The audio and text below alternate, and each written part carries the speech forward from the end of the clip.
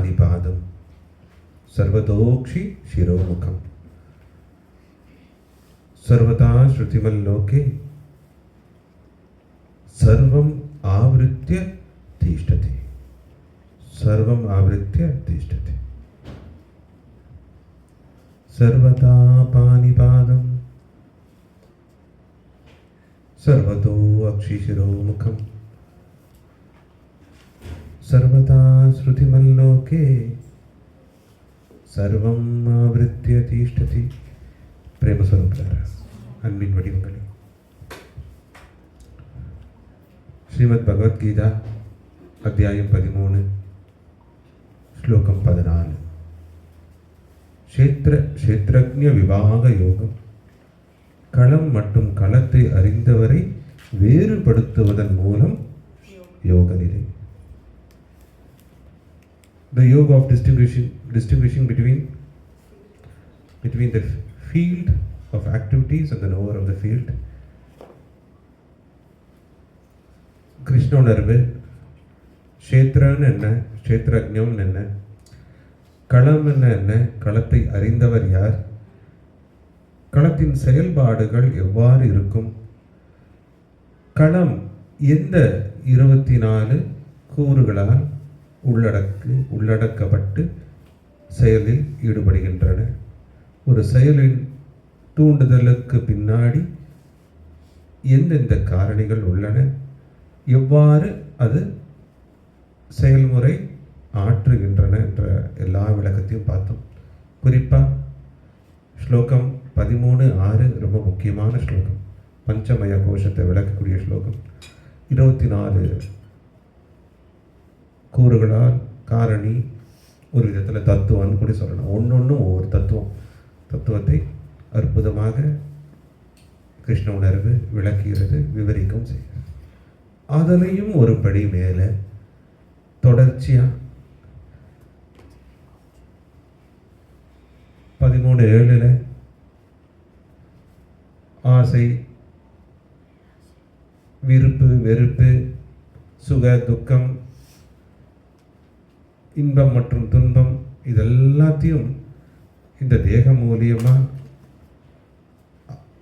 இந்த கோஷங்கள் களத்து மூலியமாக எவ்வாறு தவிர்க்கலாம், அதே சமயத்தில் எவ்வாறு அதை அனுபவிக்கலாம், கர்ம பலன்களை, அந்த நிலையும் அது விளக்கி 8லிருந்து 12 வரை களத்தை அறிந்தவர்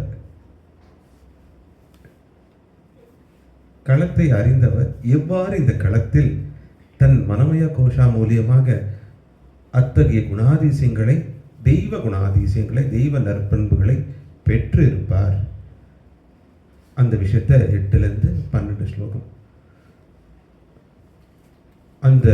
அதில் பக்தி யோகத்தில் நம்ம எவ்வாறு ஒரு பக்திமான், ஒரு சிறந்த பக்தன் எவ்வாறு எத்தகைய குணாதிசயங்களை உள்ளடக்கியிருப்பார், எத்தகைய குணாதிசயங்கள் அவர்களுக்கு இருக்கும், ஒரு பக்திமானுன்னா அவரோட குணாதிசயங்கள் எவ்வாறு இருக்கும் அப்படின்னு கிருஷ்ண உணர்வு பக்தி யோகத்தில் எப்படி விளக்கிச்சோ விவரிச்சோ அதே மாதிரி இங்கே 8லிருந்து 12 வரைக்கும் கிருஷ்ண உணர்வு இந்த களத்தை அறிந்தவரை களமூலியமாக ஒரு உணர்ந்த ஆத்மா நற்பண்புகளில் எவ்வாறு எந்த நிலையில் எத்தகைய குணாதிசயங்கள் அவங்களுக்கு இருக்கும், அந்த குணாதிசயங்கள் தான் அவங்களை உலக ரீதியான வாழ்க்கையிலிருந்து மீட்டு சென்று அருளுக்காக, அருளின் பாத்திரத்துக்காக அவங்கள தகுதிப்படுத்தும்ங்கிற அந்த விளக்கத்தையும் 8லிருந்து 12 வரைக்கும் சொல்கிறார்.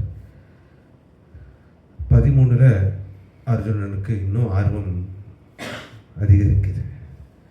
ஆர்வம் அதிகரித்து அந்த உணர்வில் 13 கிருஷ்ண உணர்வு என்ன சொல்லுதுன்னா ரொம்ப அற்புதமாக, ஓ அர்ஜுனா, நான் என்பது இந்த சச்சிதானந்த உணர்வில் நீ அறியக்கூடிய அறிவு எவ்வாறு இருக்க வேண்டும் அப்படின்னா, அந்த அறிவு சால சிறந்ததாக இருக்க வேண்டும், உனக்கு அழிவில்லாத நிலையை கொடுக்க வேண்டும், நீ அழிவற்றவன் என்று உன்னை உணர்த்த வேண்டும்.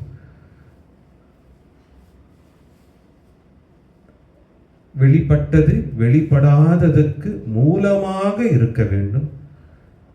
அத்தகைய பிரம்ம ஞானத்தை, அத்தகைய அறிவை நான் உணர்த்த விளைகிறேன் என சொல்லி 13:14 இந்த ஸ்லோகம் ஆரம்பிக்குது. அப்படின்னு என்ன அர்த்தம்?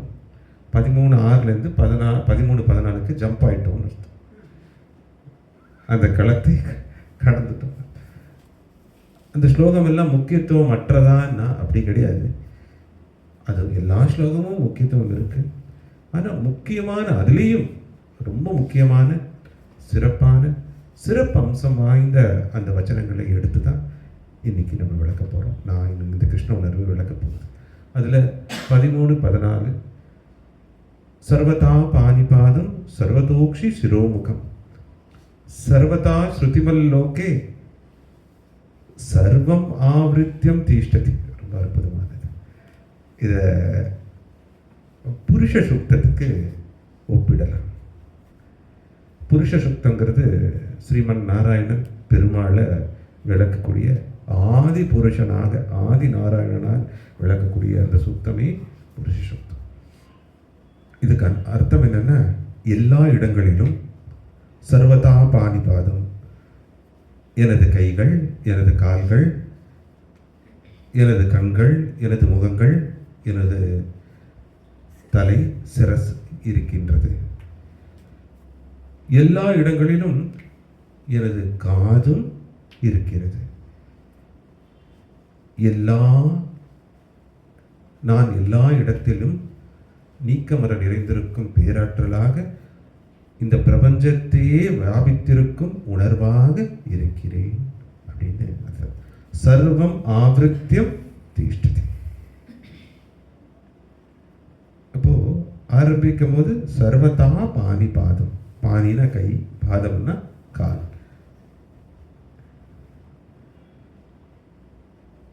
Everywhere are my hands and feet, my eyes, my face, and as well as my head. My ears are everywhere too. Sarvata Shrutimal Loke. I pervade the entire universe.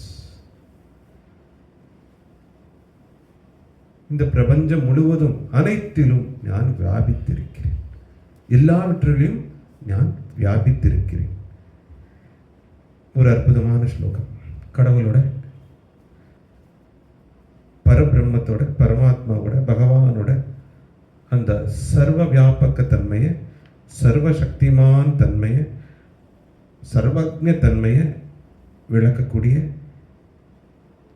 அதிகாரபூர்வமாக பிரகடனம் செய்யக்கூடிய ஒரு வச்சனம் இந்த வச்சனம். ஒவ்வொரு நாளும் இதை வாசிக்கணும்னு நான் சொல்லுவேன்.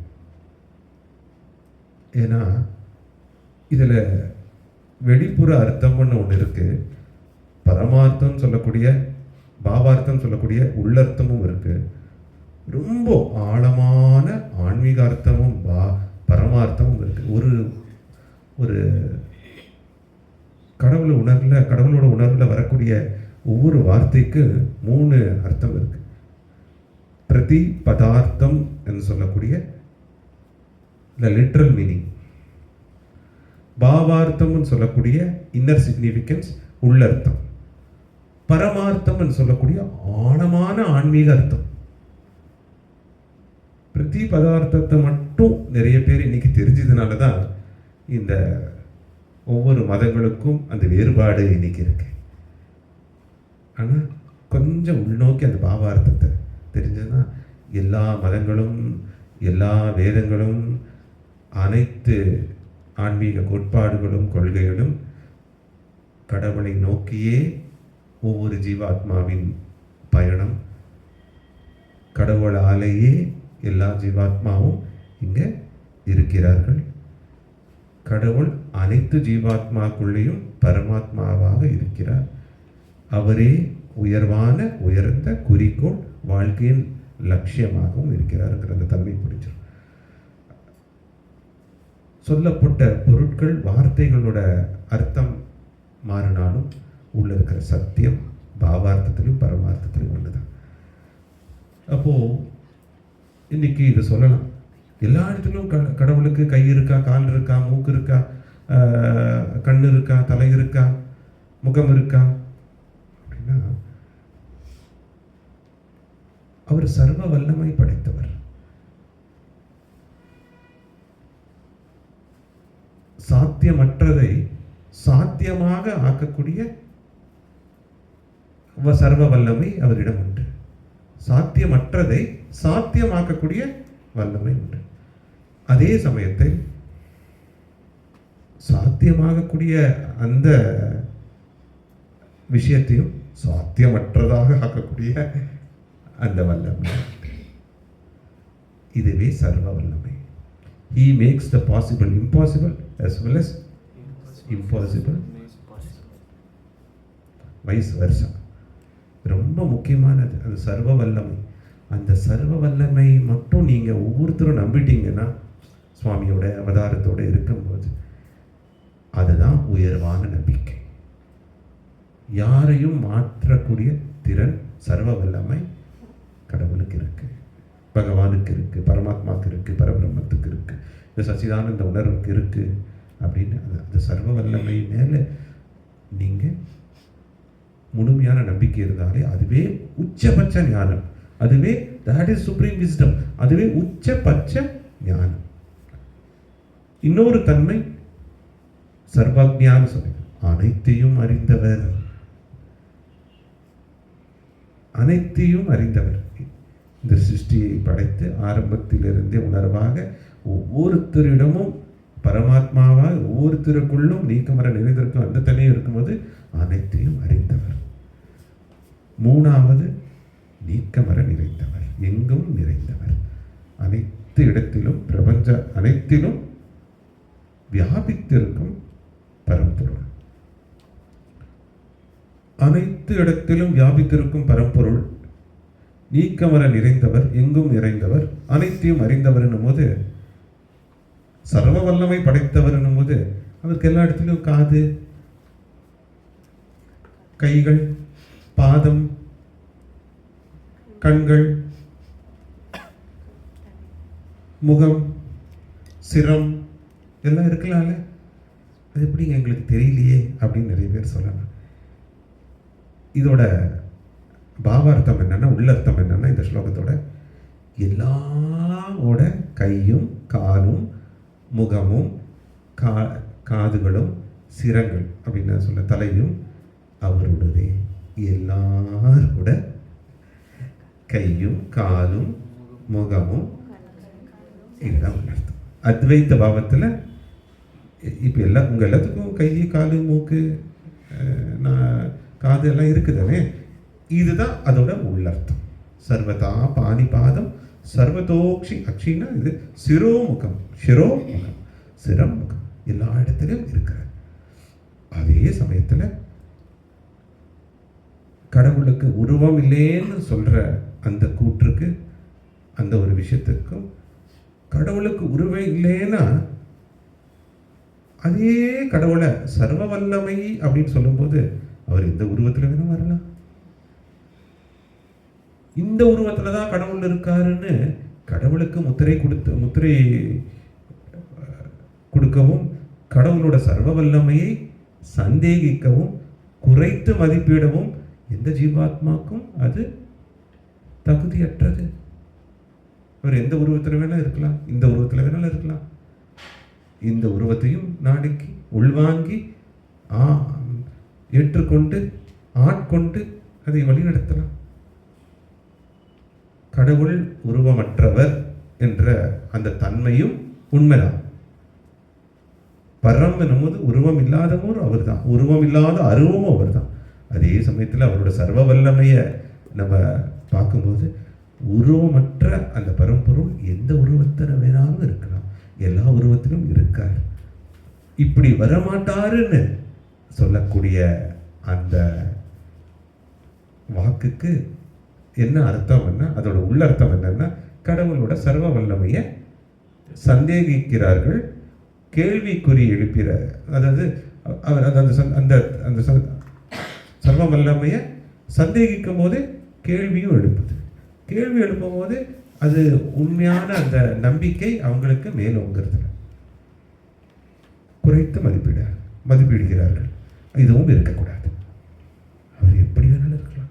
அதான சர்வ வல்லமை, சர்வசக்திமான அவர்களுக்கு அவருக்கு இந்த உணர்வுக்கு எல்லா இடத்துலையும் கைகள் இருக்கலாம், கால்கள் இருக்கலாம், முகங்கள் இருக்கலாம், இந்த வடிவத்திலும் வரலாம், வடிவமே இல்லாமலே இருக்கலாம்.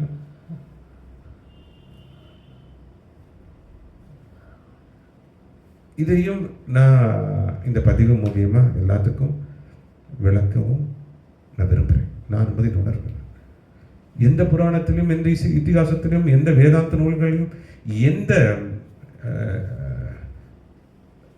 திவ்ய கிரந்தங்களையும் கலியுகத்தில் கடவுளை அவதாரமா இந்த வடிவத்தில் தான் வருவாருன்னு சொல்லப்படலை.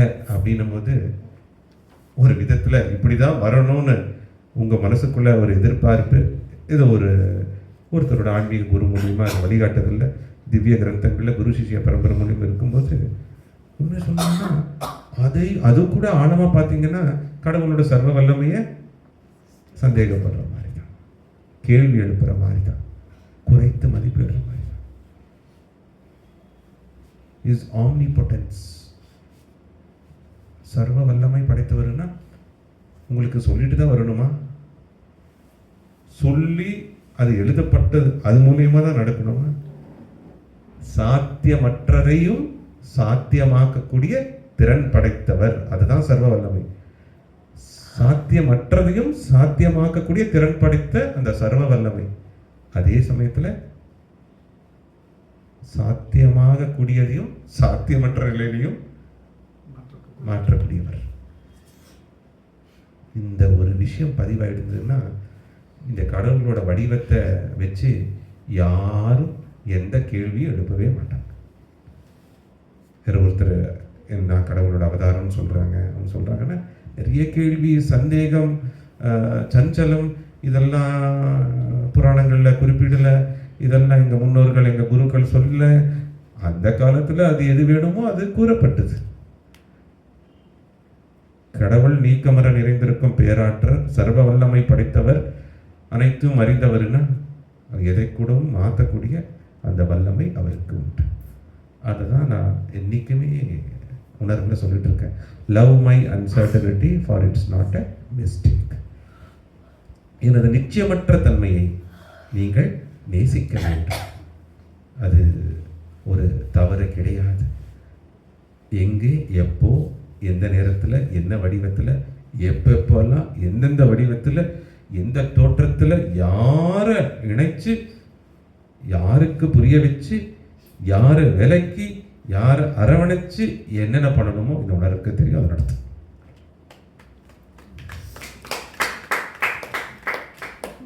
இன்னைக்கு நீங்களும் அதான் சொல்லணும்.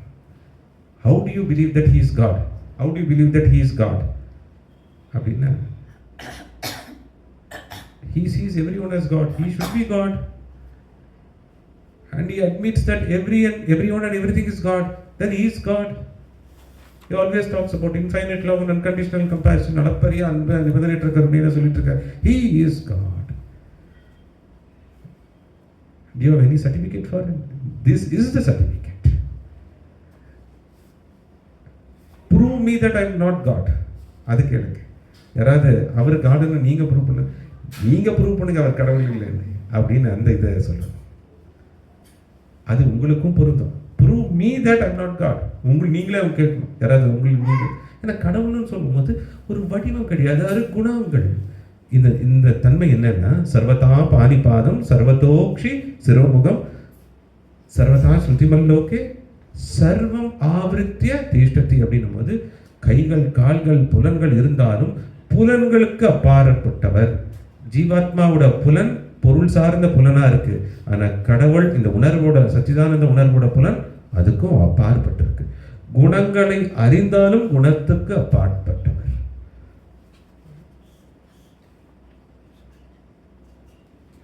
காலத்தை அறிந்தாலும் காலத்துக்கு அப்பாற்பட்டவர்.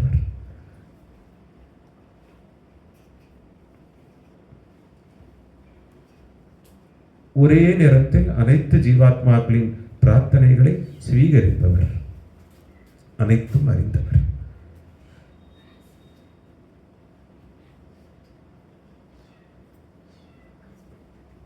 இந்த தன்மைதான் இந்த ஸ்லோகத்தோட அர்த்தமே.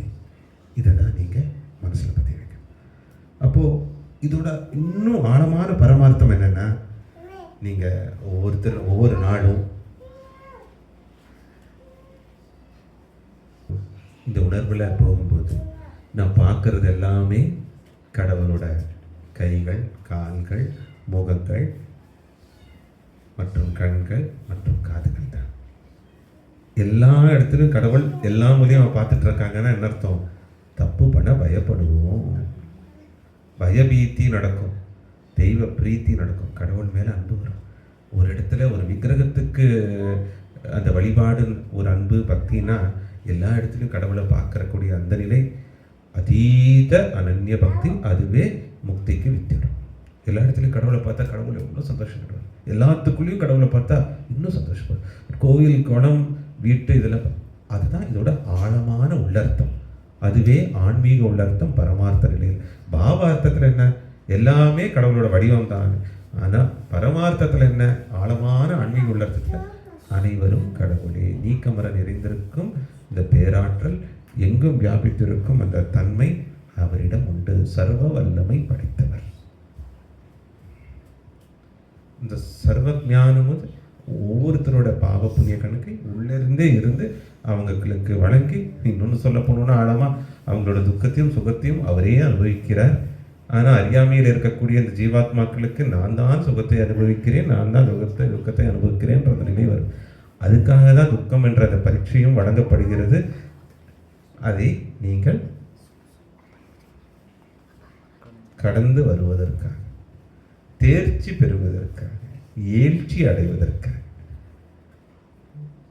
வீழ்ச்சி நிலைக்கு போகாமல் இருக்கிறதுக்காக, முதிர்ச்சியான மனநிலை கிடைக்க பெறுறதுக்காக. இதுதான் முக்கியமான ஒரு விஷயம். 13.14 13-14 சர்வதா பாணிபாதம் சர்வதோக்ஷி சிரோமுகம் சர்வதா ஸ்ருதிமல்லோகே சர்வம் ஆவருத்திய திஷ்டதி. அப்போ என்ன ரொம்ப எளிமையான ஸ்லோகமா இருக்கு. எல்லா இடத்துலையும் கை இருக்கு, எல்லா இடத்துலையும் கால் இருக்கு, எல்லா இடத்துலையும் கண்கள் இருக்கு, முகம் இருக்குன்னு சொல்றது. இதில் என்ன அர்த்தமே புரியுது. ஆனால் ஆழமான உள்ளர்த்தம் இதுதான். எல்லா இடத்துலையும் கடவுளை பாரு, எல்லாத்துக்குள்ளேயும் பாரு. அதுவே பாவார்த்தம், பரமார்த்தம். இந்த ஞானம் தான் நீ தெரியக்கூடிய ஞானம் அர்ஜுனா. இந்த ஞானமே, இந்த அறிவே உன்னை வித்யாமிருதம் அஷ்ணுதே, இந்த அறிவே உன்னை அழிவற்ற நிலையை உனக்கு உணர்த்தும், இந்த பிரபஞ்சத்தின் ரகசியத்தை உனக்கு வெளிப்படுத்தும், கர்ம பலன்களிலிருந்து முக்தி அளிக்கும், ஜீவமுக்தனாக வாழ வைக்கும், மோட்சத்துக்கும் உன்னை பக்குவப்படுத்தும். இதுதான் ரொம்ப முக்கியமானது. சரியா? இதுதான் நம்ம, நீங்களுக்குள்ள கடவுள் இருக்காருன்னா, அந்த கடவுள் சர்வ வல்லமை படைத்தவர்னா, நீங்களும் அந்த உணர்வுல உங்களோட சுய விருப்பத்தை தியாகம் பண்ணி உள்ள இருக்கிற பரமாத்மாக்கு அவரோட விருப்பத்துக்கு ஏற்றவாறு நடந்துக்கும் போது உங்களுக்கும் அந்த சர்வ வல்லமை வழங்கப்படும். சாத்தியமற்றதை சாத்தியமாக்கக்கூடிய வல்லமை, சாத்தியமாகக்கூடியதையும் சாத்தியமற்ற நிலையிலே மாற்றக்கூடிய இந்த வல்லமை. என்ன ஒரு பியூட்டிஃபுல் டேர்ம் அது. Make the impossible impossible and the possible. With I am it is possible. I am இந்த உணர்வில் எல்லாம் பாசிபிள். சரியா? Very happy. ரொம்ப சந்தோஷம். ஏதாவது கேள்வி இருந்தால் கேளுங்க.